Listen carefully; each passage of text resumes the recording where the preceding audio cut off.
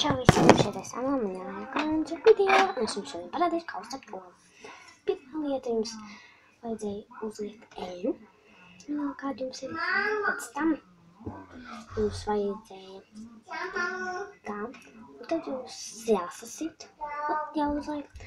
Tagad tikai vienīgā iespēja ir, un jāuzber sāls. Un tad vēl tikai vienīgā iespēja ir gaidīt. Un tāda pagaidām izskatās mana ola. Un tagad uzlieciet uz 7 grādiem. Un tad, kad jums liekas, ka viņa ir gatava, paskatieties uz apakšu. Un tad, kad viņas brūna, tad jūs zināsiet, vai viņa ir gatava vai ne. Tad jūs griežiet otrādi. Džinuna izdevusies ola.